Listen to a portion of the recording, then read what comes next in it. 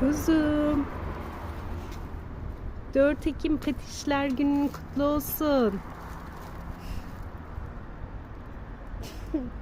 Ne oldu? Var ya 4 Ekim'e geldik.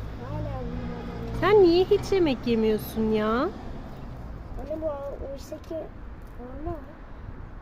Evet. Baksana. Yani kilo bile almamış. Hepsini mi dökmeye? Bak içinden alır mıyım?